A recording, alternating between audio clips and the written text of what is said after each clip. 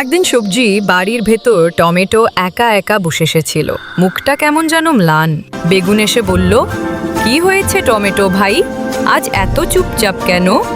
Tomato একটু দীর্ঘশ্বাস ফেলে বলল, কি বলবো বেগুন, এই সবজি বাড়িতে কতদিন ধরে আছি, কোথাও যাই না, চারদিক শুধু দেয়াল আর ঝুড়ি, মনটা একদমই ভালো লাগছে না।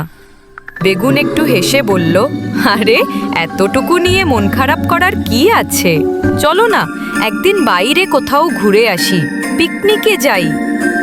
এই কথা শুনে টমেটোর মুখে হালকা হাসি ফুটল। ঠিক তখনই পেঁয়াজ এসে বলল, পিকনিক?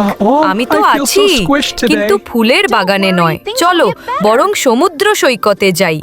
সেখানে খোলা হাওয়া, নোনা জল আর রোদ্দুর, আহা মজা লাগবে না? টমেটো সঙ্গে সঙ্গে বলল, না না, আমি বলছি ফুলের বাগানেই যাব।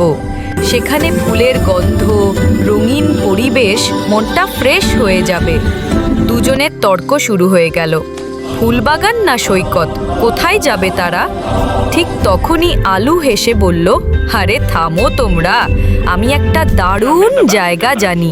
পাশের শহরে একটা বড় ফার্ম হাউস আছে, সেখানে সুন্দর ফুলের গাছও আছে, আবার পানি, ছায়া আর বসার জায়গাও আছে, মানে সবার জন্য একদম উপযুক্ত।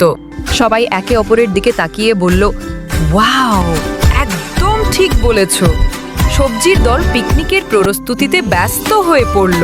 টমেটো একটু হেসে নিল, কিন্তু টমেটো এখনো খুশি নয়, কারণ তোমরা এখনো এই ভিডিওটা লাইক করোনি।